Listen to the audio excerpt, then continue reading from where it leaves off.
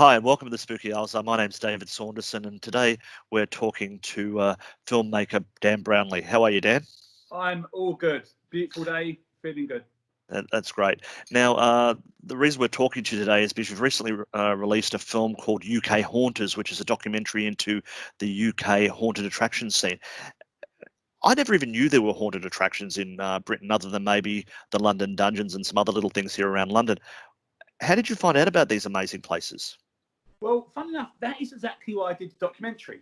I knew about, actually, I stumbled upon the tombs about 8 years ago, maybe even longer than that. I was working for a magazine called Gore Zone. Now, not the Fangoria Gore Zone. This is when it was the English Gore Zone. And they were doing celebrity ghost hunts. And they asked me, I knew this filmmaker who said, "Oh, do you want to help me film a celebrity ghost hunt down the London tombs?" And I was like, "I've never heard of this place. It sounds amazing." So I went down there, and I tend to chat a lot to the people who run it and just like to get involved and see what's going on. So these people then invite me to their press night. And I was in their press night, and I thought, do you know what? Wouldn't it be weird? What if something went wrong in this press night? What if, I don't know, there's a maniac around, or because they said it was the whole tomb was actually based on a plague pit. That's where it was built. Or what if a spirit came up? Anyway, that led to the film, which is currently out at the moment in America, not UK, called The Tombs, which is a feature film shot in the London Tombs scare attraction. When I was doing that, it's a very long way round of answering the question, but this is just the backstory of it. Then when I was doing that, I met a guy called Andy Cookie Rawlings, who is a professional scare actor. And between takes and whatnot, when we had that elusive downtime, when I was just trying to de-stress for 5 seconds before I was on to the next round, he was telling me about how big, this isn't just it, there's loads. And I was like, what? I was like, I'm 43 now, so I must have been 38, 39 at that point. And I was like, I've been a horror fan all my life, and I knew nothing about these attractions. He's like, yeah, no, they're everywhere. They're absolutely everywhere. Anyway, so while I was doing the tombs, I was also looking behind the scenes. You get to know the shortcuts, how things work. Then for Halloween Horror Nights in Orlando, when we were out there, my wife took me on a behind the screens tour, which then showed you in detail how everything was done. So with that in my mind, I went back and I said to Andy, he said, "Look, do you know what, man? England, everyone's mad about the Americans doing this, but no one knows about the English. Of course, a lot of people do know, but the mass populace don't know. Yeah. And they sure as hell don't know how good we are. So I need to show people." And that is a long backstory of how this documentary got started. But as you said, you didn't know, neither did I. That was the point of it. The world needs to know quite how good the UK is at doing haunts. So what did you do to, who did you talk to? You've got this Cookie Rawlins fellow that you just mentioned, but who else was it that led you on the journey that you took to make this film? This documentary, in all fairness, I hate to blow smoke up the guy's arse, but if it wasn't for him, it wouldn't have happened. He is so connected. He's such a lovely bloke, and he's so well connected in the scene, mainly because he's such a lovely bloke. Everyone really likes him. He does the character called Cookie in his professional scare acting life, hence the Andy Cookie Rawlings. And I just had a meeting with him and said, right, look, okay, I'm not particularly ready yet. I've got this idea. I know what I want to do. The world needs to see this. But, you know, I'm thinking about maybe reaching out to some people. He said, I know some people. Oh, cool. Yeah, I'll let some people know. From the time it took me to get from the pub in the London Bridge Experience to home in South Woodford, I got a Facebook Messenger where he'd gone, "Hey, this is Dan. He's doing a documentary on the UK haunt scene," and included every big hitter in the UK haunt scene. And I was just like, okay, this has now gone from an idea I want to do to a gauntlet slapped on the ground. And I was you don't have any choice anymore. I had to dive in. Just had to dive in. So what was the first thing that struck you about the UK UK haunt scene, not horror scene, haunt scene? It was I think it's the fact. The first thing that struck me is there was one.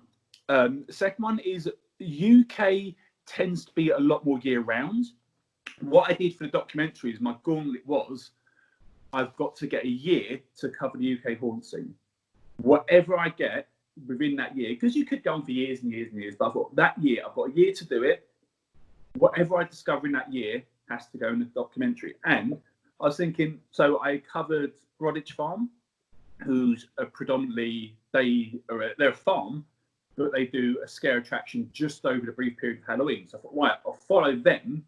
So I've got something to do every month. So I've got a story going on. But as I was doing it, I realised that every month I was doing it, there were other stuff going on. There's, the England is very, very good for year-round scare attractions. America gets the buzz because the media's on them, and it's because in Halloween they go nuts. Like, I think their Halloween technically starts in August, but England, yeah, it's all year round. Like, if it wasn't for the quarantine, you could probably find a haunt quite easily, or somewhere to go to, or haunt-themed escape room, or an extreme experience. But yeah, they're generally not as focused on Halloween and more as an all-round vibe. Well, we've always said that Halloween's every day for Spooky Owl, so obviously it's the same as the UK haunt scene. Can you maybe explain what a haunt attraction is? Because we've got a vision of what it might be, but can you, having seen all these things, is there a sort of an example that you could give that gives the perfect haunt? A haunt attraction, or a lot of people in the UK prefer the phrase scare attractions. I tend to use haunts for the documentary because I'm planning on selling this worldwide. It's what actually main talks in companies for at the moment, and the world at large is haunt. But the best haunt / scare attraction, it is somewhere. It's like a maze. It's not even a maze. It is a location which is set up to scare you, so you can explore your fears safely, I think is the best way to explain things. Yeah, they're generally sets of corridors with animatronics, lights, scare actors, sound effects, all to immerse you into a world, take you out of reality, and then terrify you. I mean, they're just, and the thing is that walking through them, they're so easy to pass off as gimmicky and, oh, that made me jump, ha ha ha, and you just sort of get on with it. But you'd actually look at what goes into them. It is fascinating, the psychology they use, the misdirection, all the little tricks they use. When you actually break down what they do to get under your skin, to scare you, it's really, genuinely fascinating. Okay. Well, I've been to a couple in the past, but the one I did go to, I went to one at the tombs that you arranged when you were doing the press night for when you were setting up the tombs, and I thought that was great. I think you actually did something to it. You gave your own flair to it, or something like that night. You added bits to it. That night, what we did is that was the press night that actually got funded from Temple Heart Films, and what we did is we got the lead, who was now my wife, Jess, who was then my girlfriend, fiance. I don't know, time's very, very sketchy, my friend, man. But yeah, but anyway, we got her to be a character in the maze. And originally in the Tombs film, there was a series of killers till our budget got slashed, no pun intended, and it ended up with one. But we had Jess popping out. We basically had the press go around the Tombs scare attraction, and Jess would pop out covering blood. Oh my God, it's after me. One of the killers would go and drag her away. And then because the way these places, when they do become mazes, because there's all these back channels and side doors that she would then get dragged off, then pop up somewhere else, and then drag the press somewhere else, and another killer would come out and chase her off. So yeah, we made it very, very immersive to the actual film, and that's how the film got funded. Yeah, well, that's true. You mentioned just before you and your wife do a lot of sort of horror things around the world, and you seem to be always traveling to different scare attractions or Halloween type attractions and stuff like that. I noticed just behind you, you've got and this is diverging on from your film, and we'll maybe talk about some of your other filming later. But I've got to ask you about that. Appears to be a Hello Kitty Chucky behind you. Tell us about that's fantastic. Tell us about that. Right. Well, my lovely wife is she's very much into horror. a horror's kind of cross, where we both like mainstream horror, but where I go into the grungy, darker side as well. She gets into the cutesy side, and she has a love for Hello Kitty. And Halloween Horror Nights Japan, over the Halloween Horror Nights period, sell a mashup of plush dolls of Chucky and Hello Kitty, and they are ridiculously expensive. They're not when you buy them over there, but when you get them second hand. So I got her for one Christmas the Hello Kitty. I reckon it's cut. It's actually done like. It's like Good Guy. Yeah, like Good Guy's doll. But yeah, so that one's just Chucky, and then another Christmas I got her Chucky and Bride of Chucky. It's just fantastic, isn't it? Yeah. You've got a Good Guy doll there as well, though. I see behind you. I had. This is Trick or Treat Studios did a 1.1 scale replica, and is actually from the mould where they made Chucky from in Child's Play 2. So, and it's got it's so ridiculously posh. It has got the ligaments in it is made of the metal they use for fake ligaments for real people. So the joints are actually the joints that you'd use if you were giving someone a new hip joint.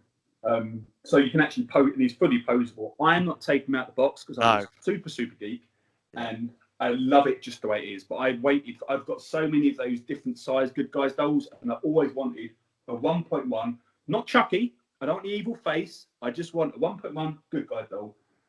So I finally got him, and I've even got the cereal box from the film as well. This is not the actual cereal box. This is an artist's knockoff, but yeah.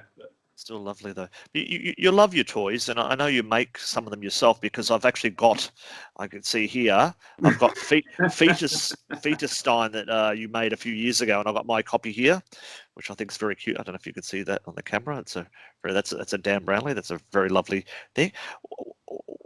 What is it about making your own?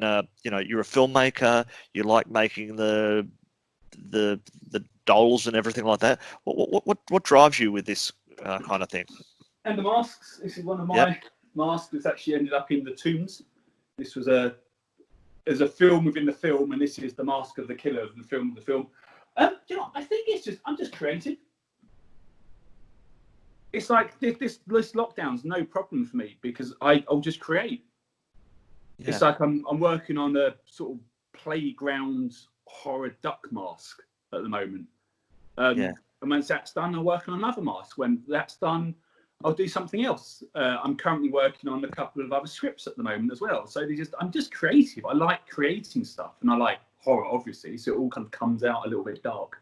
So even before the UK Haunters came out, you had the Tombs, which you've been working on for quite a long time, because I remember, as I say, we went to the press night, and that was a fair few years ago. Yeah.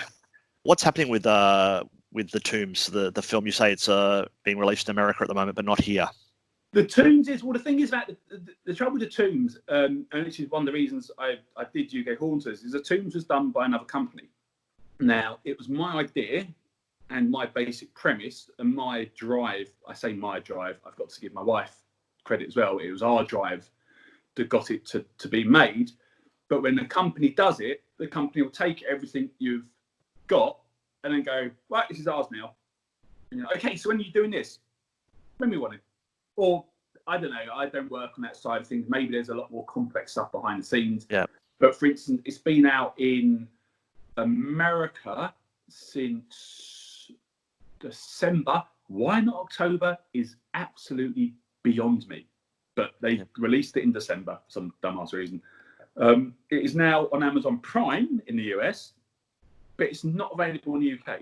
So we can't see it at the moment here in the UK. No, it's well, you can if you buy it on Blu-ray in America and get it shipped over, but that's ridiculously expensive, and I wouldn't suggest anyone do that because it is so ridiculously expensive. But I don't really have any news on it because it's kind of above my pay grade. With that, now UK Haunters isn't available anywhere yet, but that's because I'm trying to get the right deal to get it out there. Okay. But that is within my control. But people have seen it because it was wasn't it on Horror on Sea? I think that's the name of the. You've done a bit of festivals and stuff like that. It did Horror on Sea. It did the British Horror Film Festival, which both of those are amazing festivals, and I'd highly suggest supporting them, going to them, or just entering your films. They're amazing. It also did Horror Hounds in Indianapolis as well. So yeah, it's done the festival circuit bit. It's not readily available yet. I was trying to get the right deal, and I was in a talk with one thing, and then one fell down, and I was in talk with another one, and the world fell to shit. But the good thing is now is I was chatting to a friend of mine. I hate name dropping, but anyway, he's a lovely bloke called Stuart Brennan, and he just makes films all his life. He's got the perfect life. And he was actually saying, I was thinking, oh, what should I do now? He said, Dan, it's a perfect time to sell it because no one's making content. We need more content. So I was like, right, so I'm back on it again. There you go. Well, that's good news. All right. So well, hopefully it'll be coming out soon. Okay. Well, assuming that you're happy, you're in lockdown as much as anyone can be happy in lockdown, but you're doing lots of types of things. What do you think is going to be coming up over the next couple of months for you in a creative filmmaking way? You were talking about maybe doing some scripts. What is your focus on at the moment? My direct focus, I'm working with a couple of writers who also work for Horror Hound magazine on a film, which I'm very, very secretive about because it's a very, very simple premise with a very, very good twist to it. And that's really what makes it so good.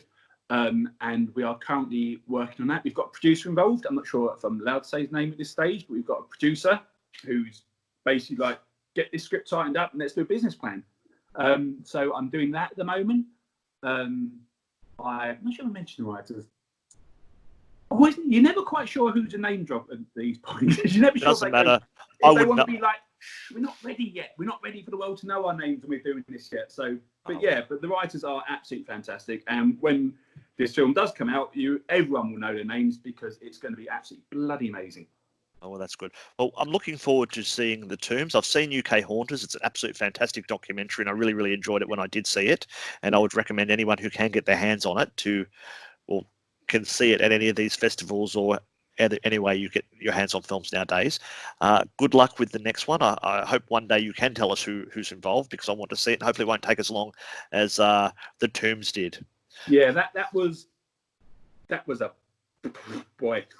All right, we'll leave it on that high note. Anyway, good on you, Dan, and we'll talk to you later. Okay, cool. Go to that, man. Bye-bye.